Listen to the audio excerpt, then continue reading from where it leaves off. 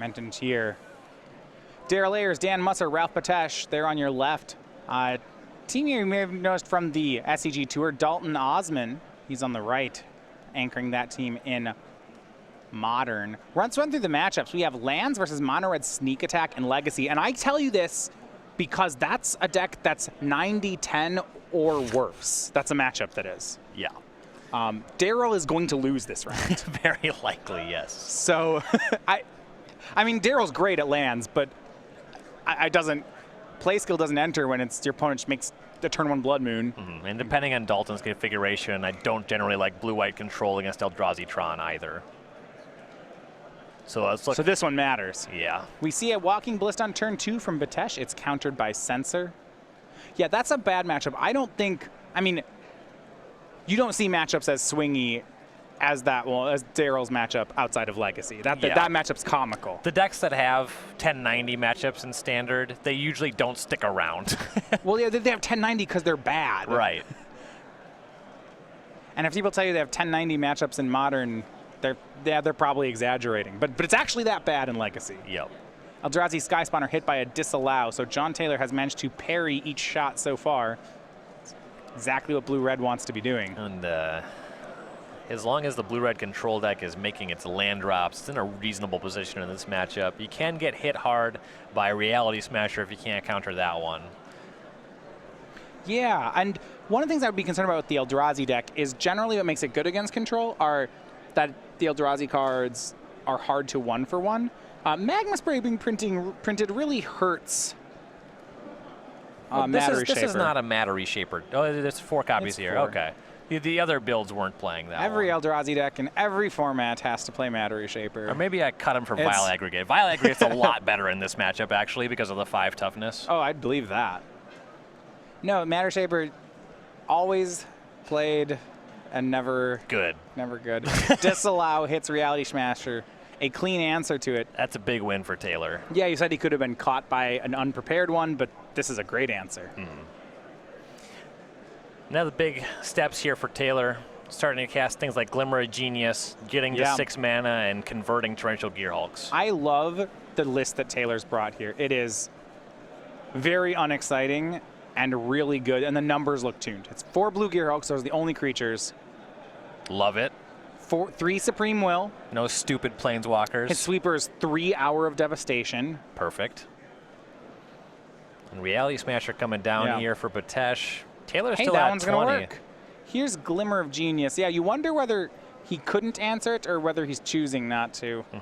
Hour of Devastation cleans it up nicely, casting a Torrential Gearhulk in combat, especially now that Glimmer of Genius will be in his graveyard. Yeah, Torrential Gearhulk really does match up well against Reality Smasher. That's the thing about the blue-red Eldrazi deck. You know, it has some abrades. It can kill the Torrential Gearhulk before it's able to block, but what you really want is a Censor or a Disallow to stop it from ever resolving. Both cards scryed to the bottom for Taylor, so maybe things aren't going as smoothly as we'd thought. I do want to give Taylor a big shout out on that mountain. I play those too. I see you. Hey, white bordered out the mountains. The islands still black bordered. Yeah. Because you know who has time for that? No, you white border the mountains. See, here we go. And that's Hour of Devastation. There was the answer he was setting up for.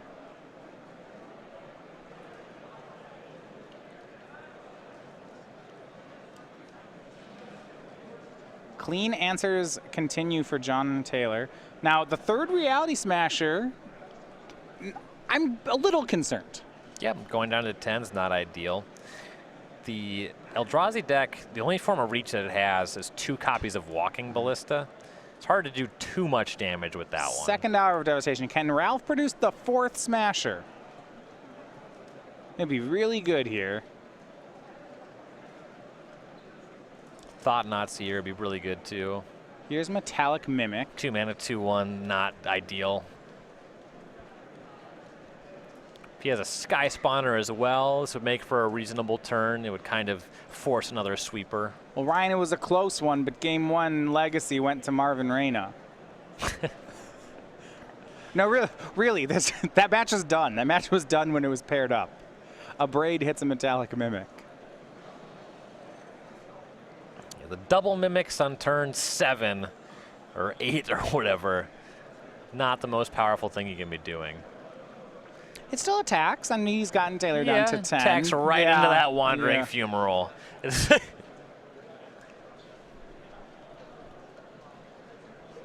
And here's Matter Reshaper. We'll see if John wants to respond. Metallic Mimic is set to Eldrazi. Yeah, letting that one have 3 toughness, that can be awkward if you end up producing Magma Spray. Taylor only 2 copies in the main deck.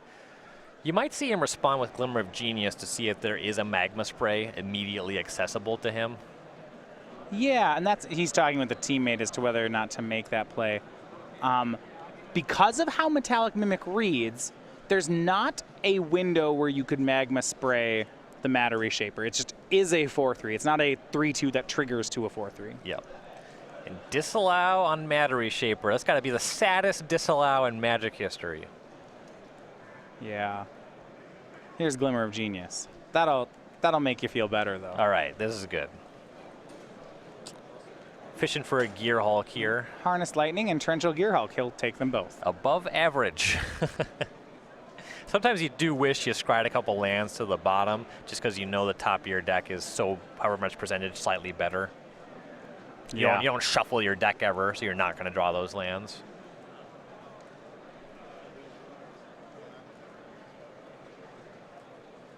Matter Reshaper for Ralph. I don't think it's going to be Torrential Gear Hulk disallow. Okay, I'm going to call it I know we disallowed the last one. That is a lot more aggressive. And yeah, it'll enter as a 4/3. Got to figure this Gear Hulk is largely looking to cast that Glimmer of Genius. That's what I want all my Gear Hulks to cast.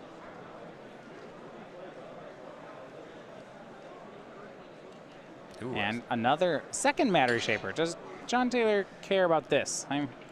I might do it now. I don't like it, but it might happen. His hand is likely light on removal, given that he didn't harness Lightning the Mimic in response to the first Reshaper. Yeah, it looks like it's 2 Lightnings and a Gear Hulk. So he'll Gear Hulk and it into Glimmer. Nice. Okay, not in. I'm glad that it wasn't into Disallow. Way more into just. And going forward, he'll have the Gear Hulk plus that Wandering Fumarole as potential blockers. Yeah, scries both to the bottom. Looks like he draws another Harness Lightning, so he has 3 of them now. He may need all 3 to get through 2 Matter Reshapers. Yeah, he's got time. Yeah. Well, Taylor is at 8. There's a 1. Make that 2 Fumaroles on Ralph's side. There's just some small reason for concern. He's going to want to have a counterspell in hand for the 1/of Drowner of Hope in Betesh's main deck. Well, actually, Betesh is playing 3 copies of a Braid in the main deck, which would be a spell that John would need to counter. The Braid's all well and good, but he can still just use removal spells to deal with the existing threats. The Drowner just ends the game. Yeah, that's true. How about the 4th Matter Reshaper? Ralph, yeah, laughing a bit at that as well. Magma Spray on Metallic Mimic. You certainly prefer to be able to aim that at the Reshaper. I mean, he has a Harness Lightning. He could have made that play of lightning the Mimic and then spray the Reshaper. You were maybe looking for that play? Probably just planning on hanging on to Harness Lightning to deal with the large Eldrazi's, the 4th Reality Smasher, some Thought-Knot Seers. A Braid will hit one of the Matter Reshapers. It turns into a Ramanap Ruins.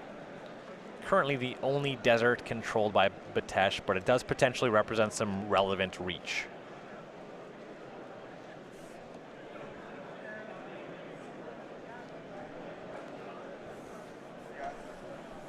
Yeah, he plays 4 copies of Ramanap Ruins, 4 Ipnu Rivulets.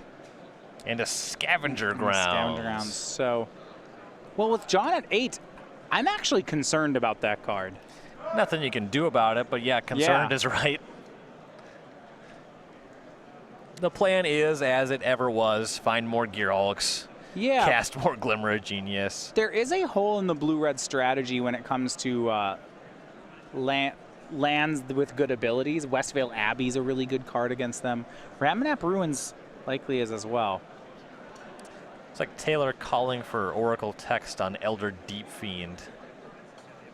Checked out a copy of the card there. Harness Lightning, a clean answer to that body anyway. Yeah, Elder Deeping costs 8 mana if you just want to pay retail for it. No one, well, sometimes you do. Almost never. Ralph has 8 lands. He does. Could sacrifice that Matter Reshaper for value, though. You don't want to have your Deep Fiend censored. Well, yeah, I don't want that. I don't know if that's value if you're just sacrificing it for mana. I would delight in sacrificing Matter Reshaper. I like that. I just wouldn't call it value at that point. You're just kind of getting rid of a card. It replaces itself. Yeah, yeah. You could draw anything. It's not negative value. It is card neutral. Unless it I turn it into a better card, and that's why it's value. It almost would have to be a better card. Hieroglyphic Illumination from John Taylor. Ooh, I like it when that card draws into Glimmer of Genius. That's nice, and that's exactly what it did. He's just going off. This deck's a delight. Essence Scatter a pickup. He'll take that. Oh, yeah. Put that land on the bottom, Essence Scatter on the top. Nice. Another, did the Glimmer find Hieroglyphic? That's really going off. Oh, yeah. Just gonna, my 4 mana card draw spells draw me more 4 mana card draw. A veritable combo deck.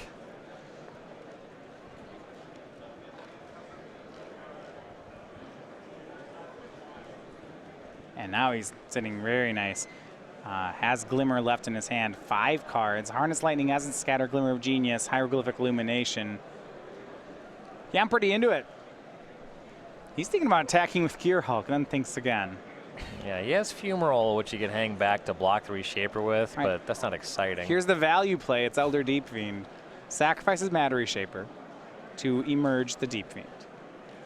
Deep Fiend's trigger, the cast trigger, will target the 3 dual lands and the Torrential Gear Hulk. John's going to float mana. Probably going to get either Essence Scatter or Harness Lightning for this one. And Matter Shaper turns into Thought-Knot Seer. Not bad. It's an upgrade. That was the value you were talking about. Yeah. Though likely the major argument is that he does not want to get the Deep Fiend censored. Yeah, that sounds horrible.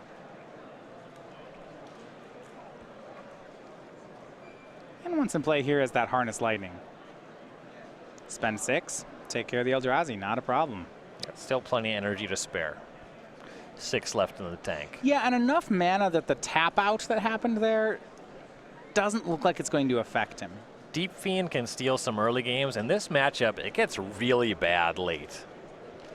Yeah, well, here's Thought-Knot Seer. I guess if you have enough lands just as a flash 8 mana 5/6, that's what you're gonna. That's I guess what it is. Mm-hmm. If it was, that's not very good. If it was a 6/6, it would have continued relevance. The fact that it gets checked by Gear Hulk makes it pretty unfortunate in this matchup. Ralph attempted to overload the end step, but John just had too much mana. So what happened here is Ralph went for that end step Deep Fiend, which was killed with Harness Lightning, untapped and tried to Thought-Knot Seer, which was Essence Scattered, and John still has mana left over to cast Glimmer. Yeah. Once you're in this phase of the game, the blue-red control deck is so far ahead.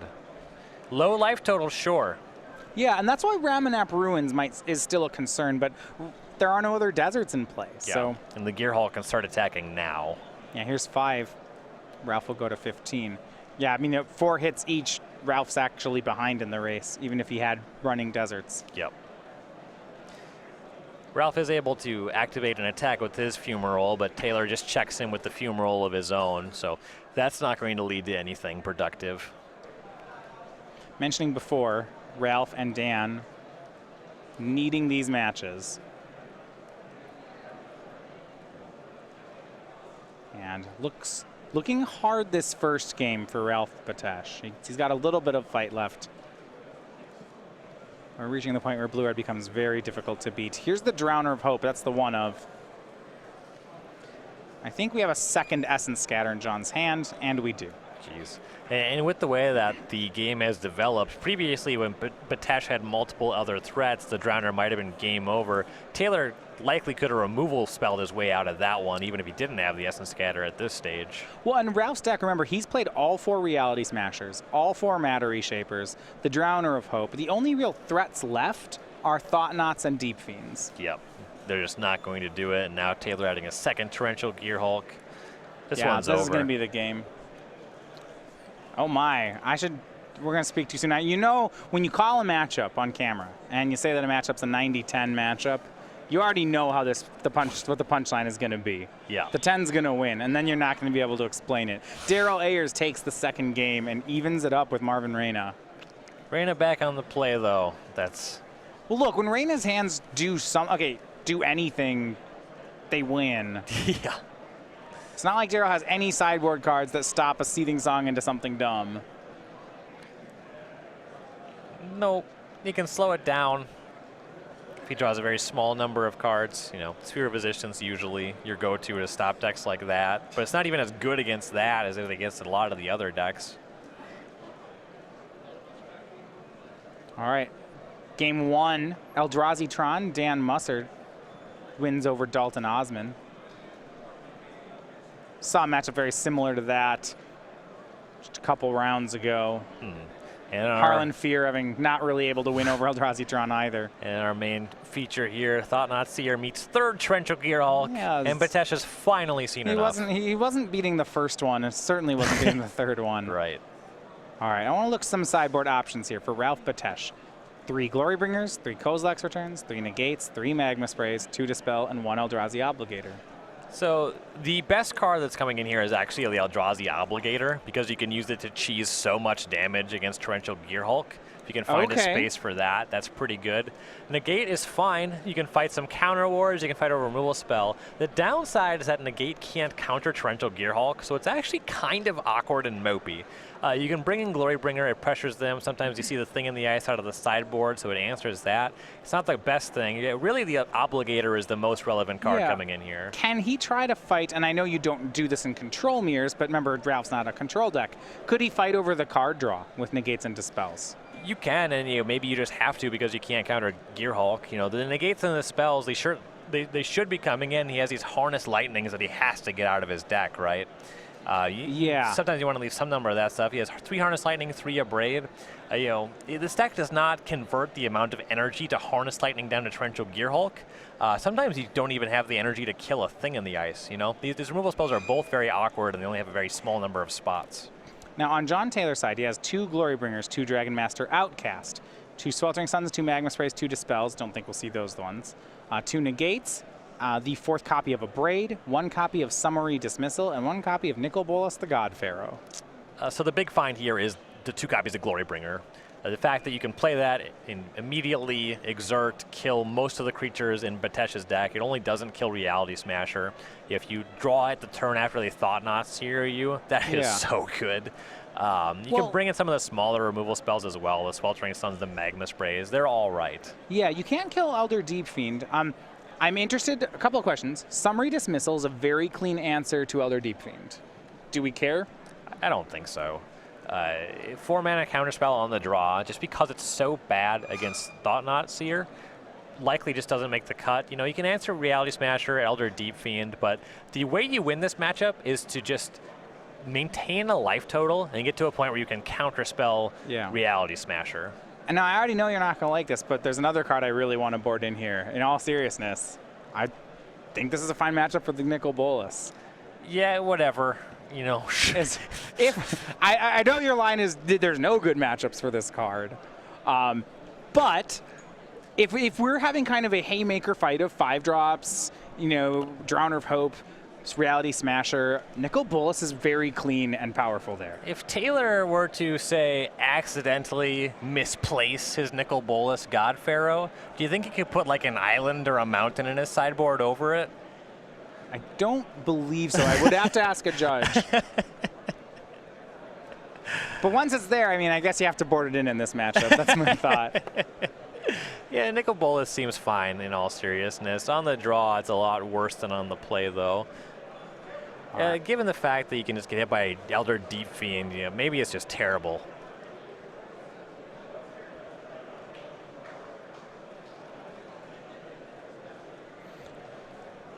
So 3 weeks ago, we had our Invitational in Roanoke, the first one of the year in 2017. Our winner was Brian Koval. Last week we kind of got to debut the art of the token he chose. If you didn't see it then, though, it is the Monk Prowess token. Brian Koval, a vintage fan, so kind of drew up an art with a lot of eternal things going on in it. Yeah, we have Mock Sapphire featured on a necklace there, a very fancy piece of jewelry, and at the footsteps, the steps of Ancestral Recall there. Yeah. So this token was given because Brian is our Season 1 Invitational Champion. This limited edition token will be given out during Season 2 at all Opens and Classics. Starting at our next Classic, that's 2 weeks from now in Syracuse. You can get that from showing up. We'll be running that all the way through December. And if you can't show up to one of our Opens, starting on July 30th, this will ship with all orders from StarCityGames.com. I'd like to see Monastery Mentor be good in Legacy again. It did some good work in Miracles. Without Sensei's Divining Top, it loses some power. But these Prowess Monks, they're sweet. The Portent version of Miracles still plays it, right? Probably. I don't know. That deck isn't really settled yet, you know? Yeah, that's true. They don't know. We don't know where it will be.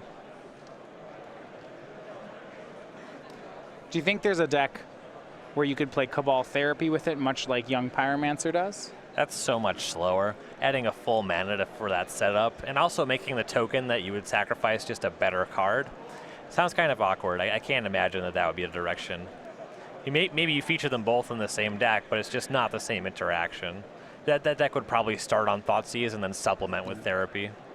Players here are shuffling up for game number 2. Now, if you look over at the top there, Ryan, I have a question. If you're looking at Daryl Ayers, it's over on the left, far side. Is this someone who's losing to mono red, or is actually winning? Daryl doesn't display emotion, so I couldn't tell you. It's hard. I know. I can't. I was looking at. If I was sitting behind a turn 1 Blood Moon, you'd know. You'd look at me and be like, oh, yeah, you lost. Well, I would be sitting between Dan and Ralph. You wouldn't be playing because Legacy. I just conceded. Sure.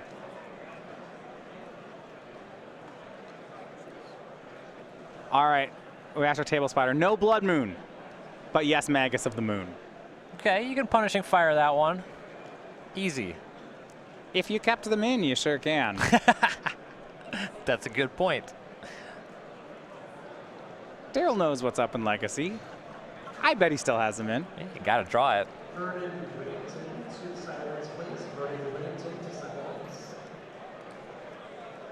All right, game number 2 starts out. John Taylor up a game here. Also up a card. Looks like Betesh did mulligan and scry to the top. Yeah, he kept double deserts in his opener. The Ipnir Rivulet and the Ramanap Ruins. And turn 3, Metallic Mimic gets tagged by Harness Lightning.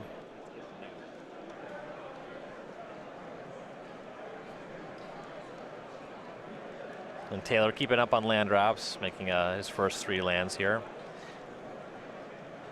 And here is Matter Reshaper, tried from Ralph. That'll get Essence Scattered. And no 4th land for Betesh. Could be a problem. That 4th land from Taylor is frequently showing that a draw spell is awaiting, and looks like Glimmer of Genius is in John's hand. But he will Supreme Will away a 2nd Matter Reshaper. Leaves up 4 mana again. Will Ralph give him a chance to cast Glimmer? No. Reality Smasher make that. And it looks like Taylor is full up on red cards and that Glimmer here. It's a reasonable argument. I imagine that the Glimmer on the previous turn instead of countering the Reshaper was better. I was wondering as well.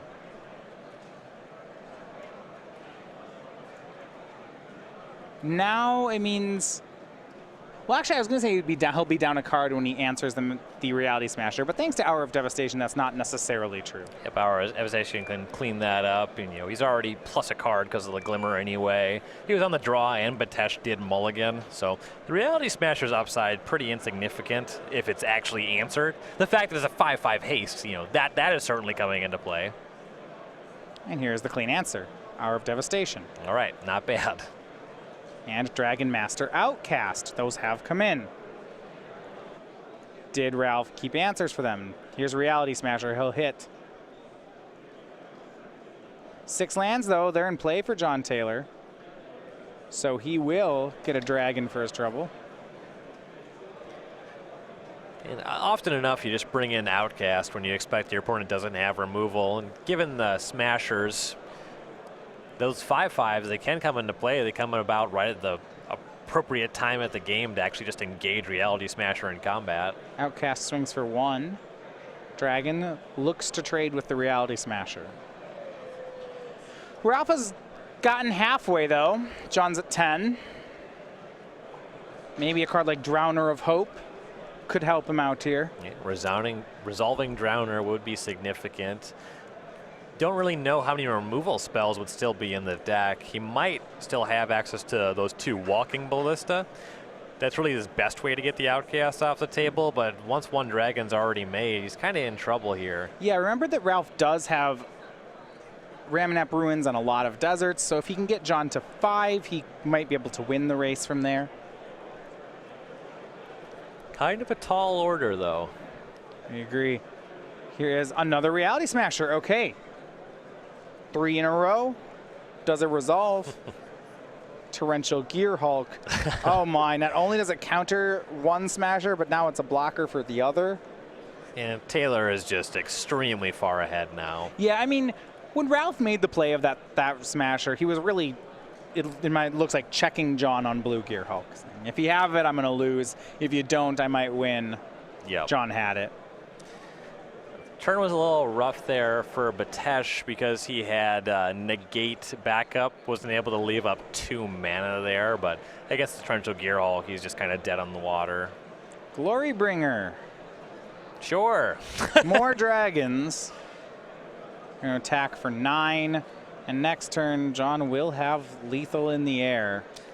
Lethal +4. Second week in a row, Blue-Red continues to look very good on camera. Yeah, really beating up on Blue-Red. Oh, Blue-Red control looks good. Yeah, like I was saying, one of the weaknesses of this Blue-Red Eldrazi deck is this matchup. It just feels like you don't have enough gas. What's the matchup it's looking for? You're really good against the lower to the ground red decks because you play larger creatures plus removal spells. Okay. I found out I was beating up on the red aggressive deck with this deck pretty handily, and reasonable against ramp because you have a fast clock plus Elder Deep Fiend to time walk them. Sure. How is Blue-White Monument? No, nothing beats Monument. Don't even try. I think that the red aggressive deck does beat Monument. This deck, you generally just lost to their Monument draws. Okay. Pretty badly too. Ralph trying to see if he has a way to get 10 damage in. There are a lot of blockers, though, on John's side. He'd really need Drowner. Yeah. He's got 1 turn. And with Daryl on the back table there, getting beat up by Blood Moons, he needs this game. Yeah, plural. Look, Spotter's saying we have a Blood Moon added to the Magus of the Moon. Yeah, and Ralph just going to tap out. Yeah, he's seen enough. Yeah, so John Taylor 2-0. Blue-Red Control defeats Ralph Betesh. We're going to see if Daryl has any chance here. Can he win from under a Blood Moon? We know that the Mono-Red Sneak Attack player, Marvin Reyna, has both Magus of the Moon and Blood Moon in play, but the game is still going. So we're going to look at that in just a second here. Yeah, we'll find out exactly what's going on. But yeah, Daryl's going to need to find a way to win whatever is happening there. Mono Red can have a situation where they Blood Moon their opponent but can't win. And then they just draw 1 card a turn hoping to find the win. Yep, a lot of lands, a lot more Blood Moons as dead top decks from that kind of situation. Well, here's why we're still looking at it. Sphere of Resistance, Thorn of Amethyst in play for Daryl. He's at 1. Marvin's at 18, but we have a Dark Depths. You can't really activate it. It's a Dark Mountain.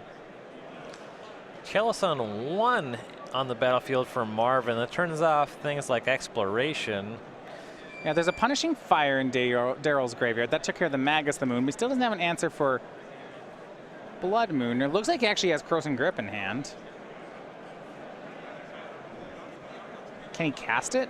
He's got a basic forest. No, I mean, he's got... Got to be able to pay 6. some extra mana. Looks like he has a good amount of mana. Says go. All right. Well, he's got to be worried that if he shoots the Blood Moon, he actually unlocks parts of Marvin's hand. Marvin's hand looks to have multiple sneak attacks and through the breaches in it. Sure, and he can't cast any of that because of the spheres and the thorn currently. Right. And if you blow up the Blood Moon...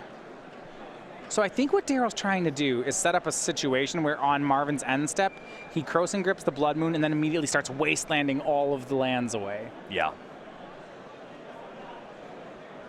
And you saw he previously kind of had his wasteland set to the side. Yeah. Looking at what he could convert. He says go to discard, and now Daryl's going to make a play. End step, 6 mana. Here comes Krosan grip on Blood Moon. He's going to do it. Oh, goodness. Waste away a tomb. And this is on Daryl's end step. So Marvin can cast through the breach here. His creature will die on Daryl's turn, on Daryl's end step, so it's not perfect. Looks like Marvin has Ashen Rider in his hand. So if he cheats that one and he can take care of some permanents. Yeah, here's 6, 7, 8. It's enough to get through all those spheres and thorns. Through the breach. Could also just put in Gristlebrand and draw a bunch of cards. Yeah, I'm interested to see which way he goes with this.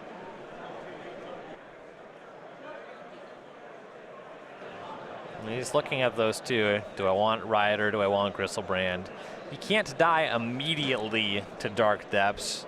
Daryl does have the stage set up, but it can't give the Merit Lage haste or anything like that.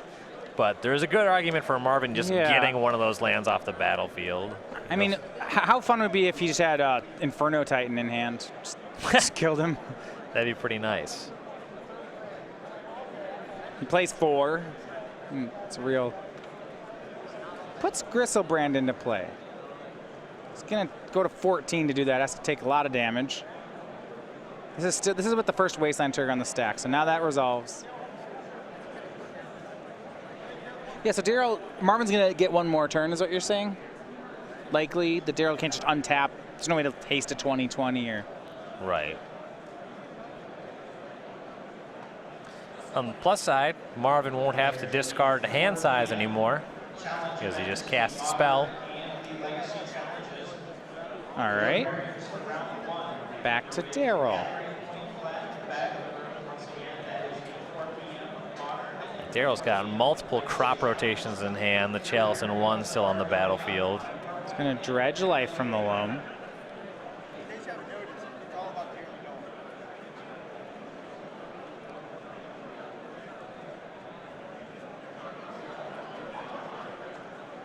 Here's 5 mana. That's what it would cost to cast Loam again.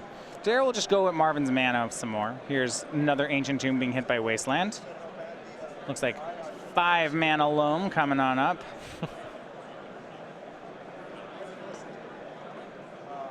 Getting back some Wastelands and, well, don't get back a fetch land. Can't use that. Yeah, Dark Depths. There you go. That's one that does something. Marvin's going to be looking for more 2-mana lands, like another Ancient Tomb and some Simian Spirit Guides to make some mana to pay for Sneak Attack. If Marvin was at... Lotus Petal gets him there over 2 turns. They cost 3 mana up front. Oh, yeah, they're really bad. You're right. If he can get an Inferno Titan into play, that's Marvin's plan. And because of how Daryl played that turn, he doesn't threaten Merit Lage this turn either. Yeah. But he is going to Wasteland all Marvin and repeatedly, so there's that. All right, Marvin draws 7, goes to 7. Unfortunately, we'll only be able to draw 7 because of that fact. Can't just go to 0 looking for cards. Yeah, I mean, you'd be worried about Punishing Fire to go to 1 if he had it. Now with all that wasting happening, Marvin's got to build up from just 2 mana. Yeah, Seething Song looks super bad. If he has another Tomb, that's 4, so he needs 3 Simian Spirit Guides to pay through that. To cast Sneak Attack in the first place. Yes. Of course, looks like he's picked up some number of Blood Moons, but he's got to cast that one for 6. So no matter what, he's going to need multiple Simian Spirit Guides. Well, there's one exiled at the bottom of his graveyard. Okay. That's not good. Less than ideal. Could just play a basic mountain. I bet there's a lot of cards in his hand that are probably dead. You could try to set up for the following turn. Something like basic mountain, play 3 mana Lotus Petal, go is actually playable. Yeah, given that he's not dead. Yeah. It's not pretty. It's a ramp spell, if you think about it in a real... It's a ramp spell if you wave your hands enough. Nobody would play in any format. Yes. But still a ramp spell. Yeah, and unless he hasn't played this turn, it doesn't make sense to go for City of Traders. Darryl just loamed back a Wasteland. Right. Yeah, that one gets answered straight away.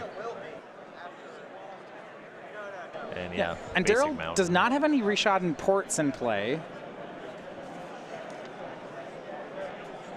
So he can't freeze Marvin's mana that way. And yeah, just a basic mountain and deciding what to discard. Yeah, Seething Song seems pretty bad into these 3. It's actually mana negative. It's just like... Yep, -1. I would call that, if I were to print that card, it would be called Goblin Ritual. Storm is 1. Instead of 6 mana, now I have 5 mana floating. There's a good Goblin Ritual. Oh, I guess the card's already printed. You know, if the goblins were to make a mana, like a Brightstone Ritual. Yeah. It's a good card. The Goblin Ritual would just be like red, you know, it'd be like red, add red to your mana pool. So like, oh, you goblins, you're so bad at things. Brightstone Ritual is great. Yeah, that card's very good. This game match going to 3. So is the modern game. Dalton Ozmun on blue-white takes the first sideboarded game. Okay. Things certainly get better for blue-white in the sideboard games. Things are closer now. This round's getting interesting. Here's the cards he did not keep. Darryl's going to take a look at them. Sneak Attack on top. You have to assume that's the second one. No. It's kind of a bad beat that Marvin did not have just a Lotus Petal there. Would have loved to have seen that. Yeah. As odd. I know, it's weird. He would be doing something as opposed to doing nothing. Yeah. Darryl says go. He's threatening an end step 2020. Marvin does pick up Simian Spirit Guide. Okay. Is it enough? He has City of Traders. That's 5, 6 with Simian Spirit Guide. He can make Blood Moon again. Okay.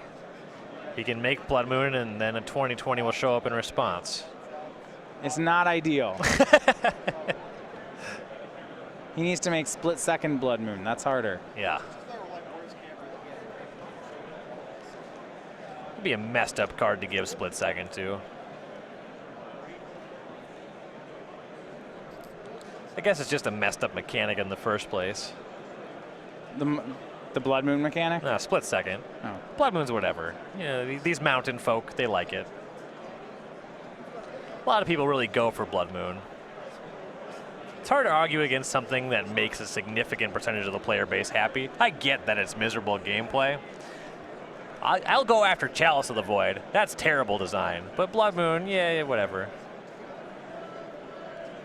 When Blood Moon was printed, mana wasn't nearly as good as it is now. Well, now we get rare dual lands every set.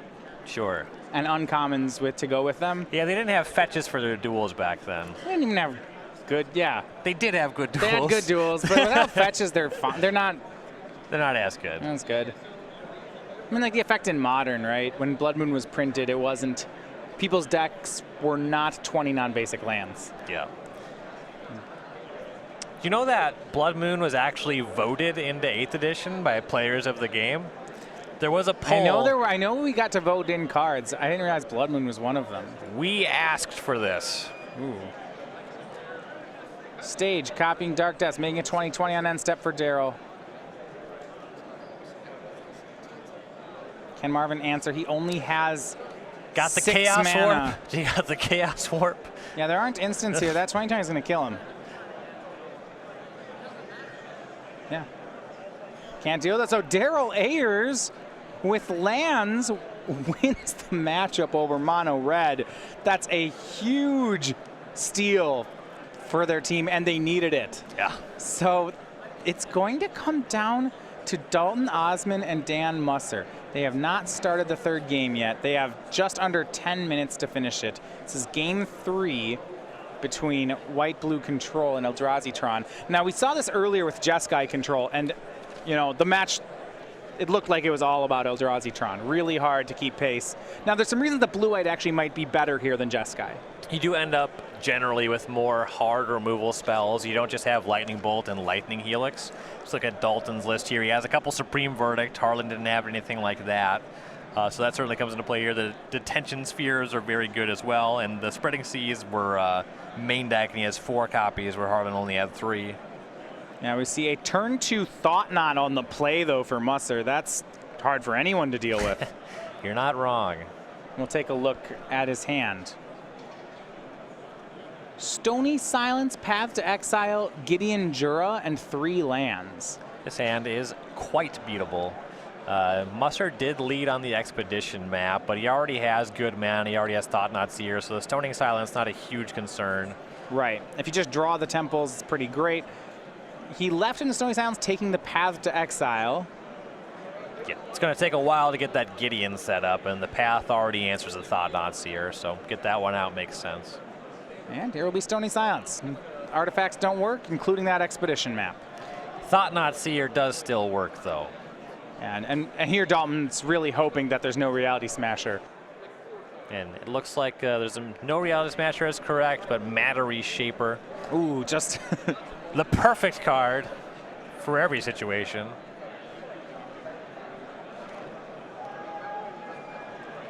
All right, Dalton goes on to 16. He will cast Serum Visions. He's still looking for maybe that sweeper you're mentioning. And we see Supreme Verdict. Can he make it to Supreme Verdict? We'll see. He'll certainly survive this next turn. Only 7 points on the table currently. Reality Smasher can only make it 12. It's going to top both cards off the Serum Visions.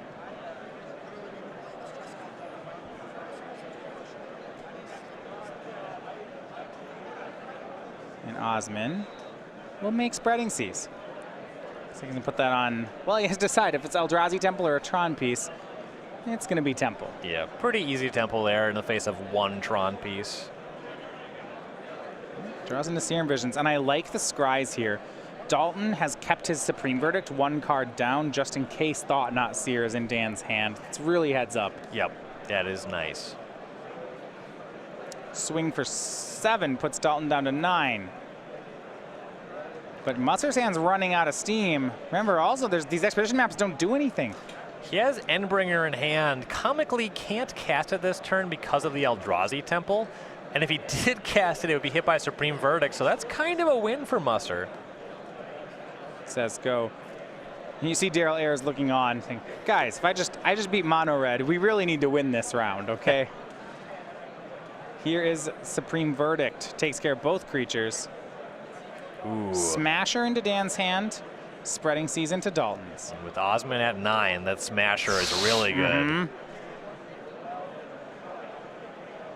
There's some temptation to cast Endbringer, or are you just smashing in? You know about Gideon Jura in Ozmun's hand? Okay. So Reality Smasher would either get hit by that next turn or have to attack the Gideon. So there is a good argument for the Endbringer.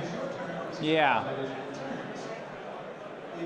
And that's what they're going to do. They're going to play land and make Endbringer, say go. It does play around Gideon nicely. They have to worry that there's nothing like Detention Sphere. Looks like Serum Visions is the card drawn by Dalton. He wants to queue that one up. Spreading Seas, Gideon, Serum Visions, and lands. So he's going to need a hit here. I guess he can do the same trick he did with Spreading Seas last turn, where he can scry a card to the top, draw it with Spreading Seas, and cast. He's going to cast it this turn. It has to be something that costs 1 or 2, though. Be looking. Well, how about Path to Exile? Yeah, certainly looking for Path to Exile. I suppose the Gideon is not terribly exciting. Against Endbringer, I'm not. It can just, I don't like it. Yeah. You know, attack and then it untaps, so you can't ever -2 Yeah. on it. Squeezes in some damage or draws some cards. Dalton will fetch down to 8.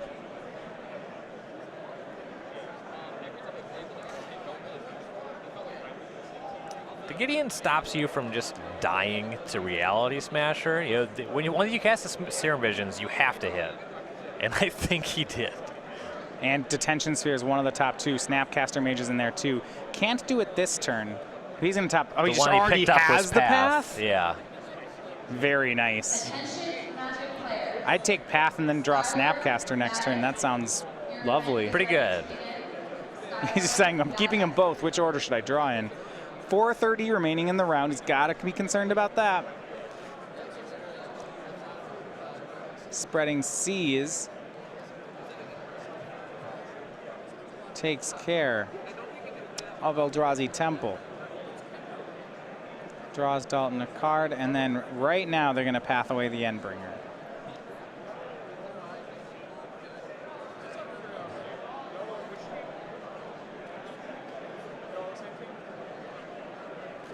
Stops Musser from being able to draw a card with the ability in response. Adds the Path to Exile back to Dalton's graveyard for Snapcaster Mage.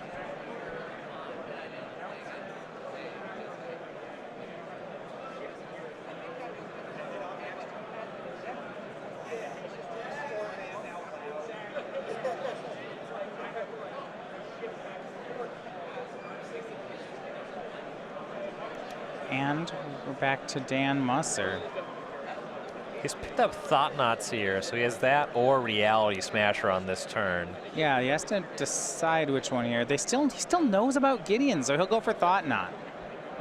He's not going to like what he sees here. Gideon's a Detention Sphere. I'd go for Gideon, but you're not happy that there is just an answer to Thought-Knots here. Yeah, he'll take the Planeswalker. 3 minutes left in the round.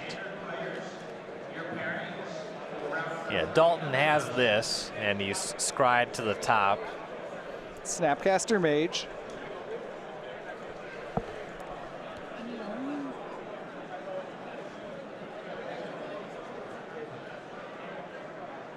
Pretty clean turn here. He has Snapcaster Path available.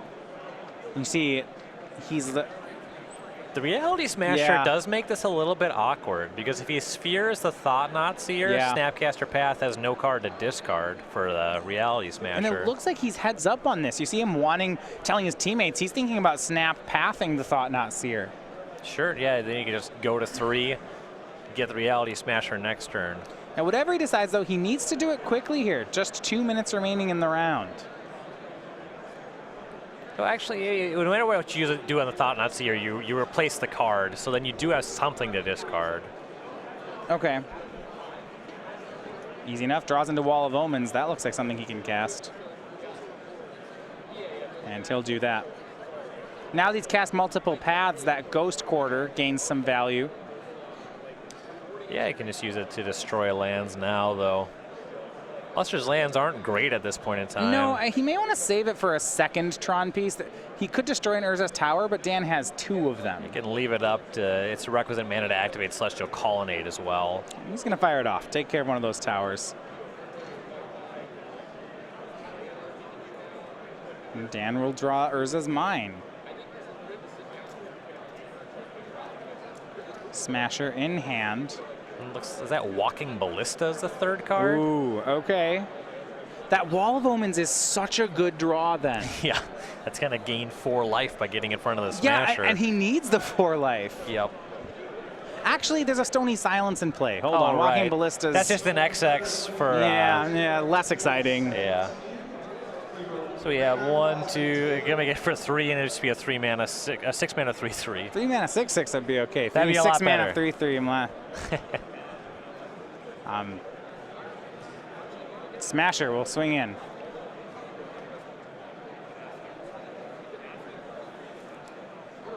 Wall of Omens is going to chump. Dalton goes down to 7. Just only takes 1. Untaps just 20. seconds remaining.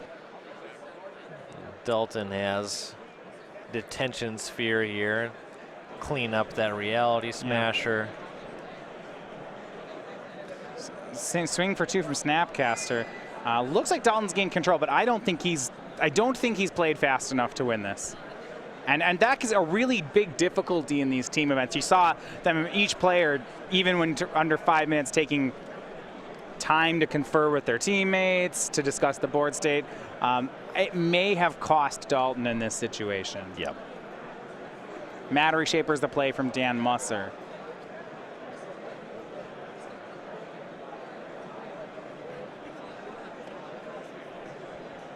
They're deciding now. Musser will be turn 0, whether or not to cast a 2/2 Walking Ballista. Yep, and there it is. Yeah, once you're in turns, waiting a turn to cast it as a 3/3, that doesn't do too much. Dalton will pass to exile away the Matter Reshaper. Turn 1 will be Dalton's. Cryptic command in hand. Looks like Snapcaster to go with it. He's not going to lose from here. I don't know that he's going to win. Yeah. This one is looking like it's shaking out to be a draw. And you got to figure you're not going to see a concession this early in the tournament. Now both players, teams 3 and 1 right now.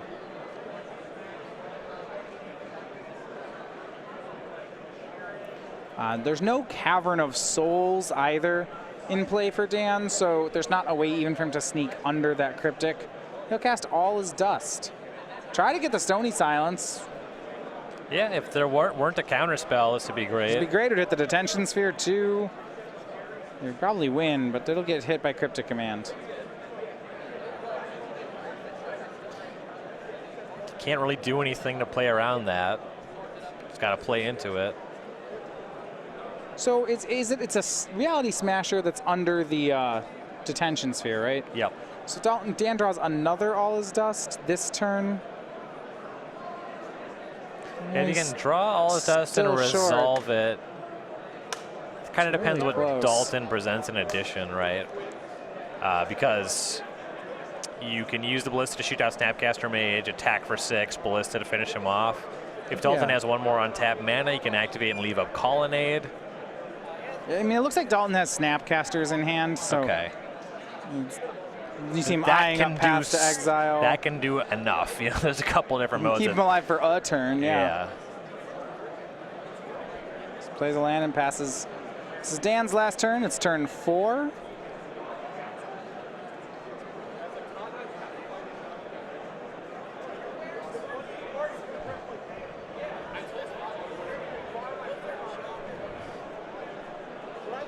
Looks like Chalice of the Void.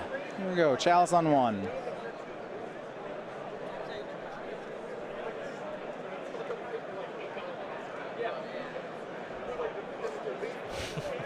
Chalice on something.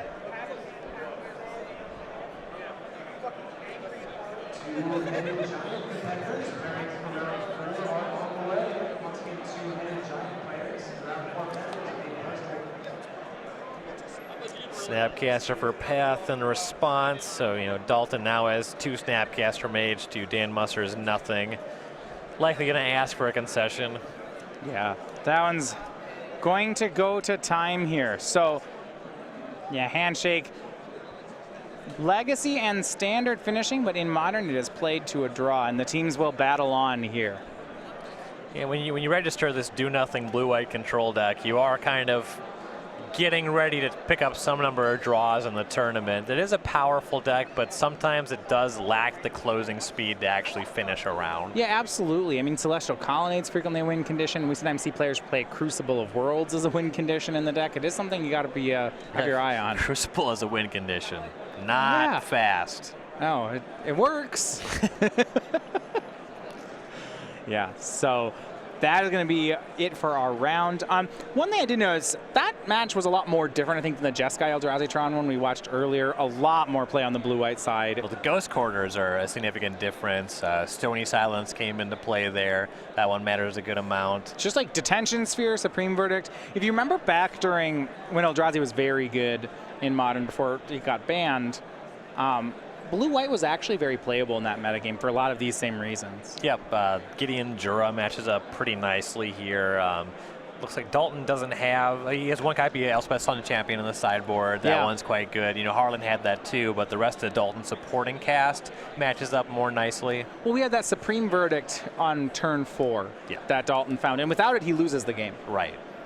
And if he had, say, Lightning Bolts and Lightning Helixes, I don't know if he'd ever would have answered the